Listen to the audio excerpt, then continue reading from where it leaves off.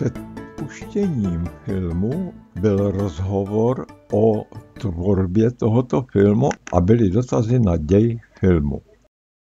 4 víkendy. 4 víkendy. Tak jo, no, další dotaz. Jenom tam se ptal tady Pepi, říkal dobro zlo, tam potom vlastně ta dívčina byla nemocná, jestli jsem tomu dobře rozuměla, a navštívili ji vlastně ty její kamarádky, jestli tam i v tom film teda nemluvil, ale jestli tam bylo i to, že ona jim ty svoje sny nebo ten svůj sen převyprávěla. No. Nebo svěřila se jim. Jo, a podle čeho to je rozlišení?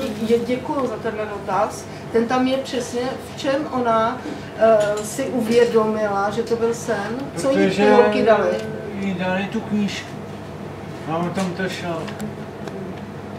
Takže tu knížku, kterou ona si vlastně jako takže pak si přečetla potom. Tak jak to bývá, jak to bývá, takže pak ona usnula a tím pádem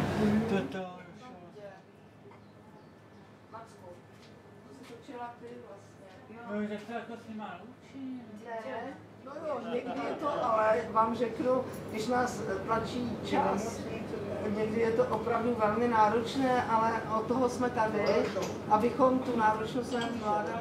Catering musel sledovat, protože viděli jste ten prostor a mikrofony byly hodně daleko, nebo bedny, repro, takže musel catering mít, proto on o tom hovoří na dohled a dával nám pokyny, kdy ten zvukař pustil, to byla živá hudba, to je přímo z toho terénu, to není dozvukovaný potom, takže catering měl i muziku, takže tě chválím, jo, to je pravda, ale jinak co má na starosti catering, co děláš většinou? No, tak bys tu... No, vaříš guláš, neboj se toho.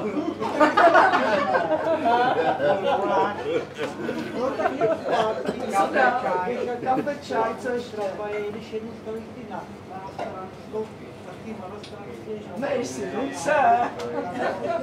My každý. Kafe nakupujou. No, tohle to máme, ten catering. Perfektní. To jsem velmi ráda. Ano, a to měl nastavit. Jo, tam, ano, ty záběry toho, tam se vlní voda a to byla Jarův nápad. Tady budeme do toho mladit palackama. Protože třeba do tou kamerou, já jsem prostě, jak říká, ty pokyny, tak jako prostě to zazumování, a dneska jsem na ní koukal, kdy má zazumovat, jo. To prostě... Už máme signalizaci. Jo, prostě, jo, tam jako fakt jako bohužel, no, to žádného natáčení, co jako máme hodně těch filmů natočených, nebo ani s nima, tak žádný historky natáčení nejsou. Ale jsou! Neříkejte, že tam není sranda. Musí tam být legrace,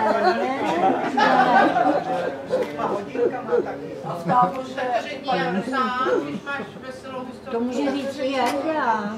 Hodinkama. No, tak jsem s tím. A řekni se mám alkotama.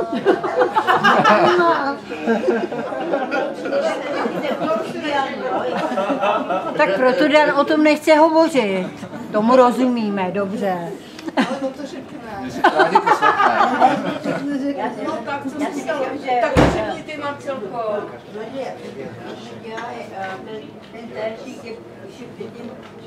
Postav se a koukej se diváku, nebo se ničeho. To je, jsme dělali předtím, jako ten film,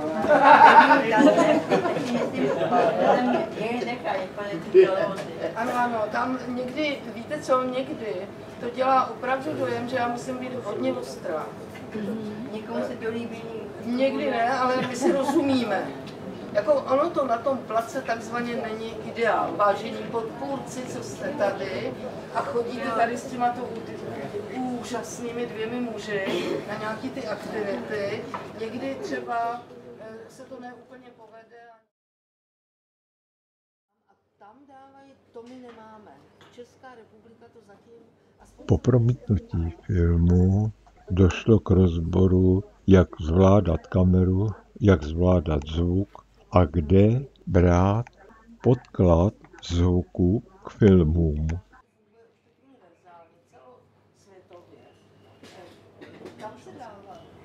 Okay, je to Tadyhle jsou odborníci na to.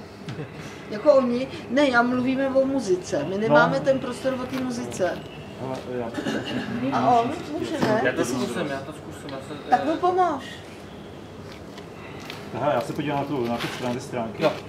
Já na ty kreativy a když tam bude chvilka a něco bude potřeba vyhledat, tak můžeme to zkusit. Nemůžeš stahovat, z toho ulož to, jenom ty všechny, které se ti tam nabídnou. To jsou nelicenční takzvaně. Ty musíš vejít na to Creative Commons a tam se podíváš na ty skladby, které jsou... Který jdou nebo nejdou? Ne, který jsou Můžeš licenčně použít jakoby na ten svobodně. film a nikdo ti nedá pokutu za to, že si použil jeho písničku do nějakého filmu. A pak to teprve můžeš stáhnout.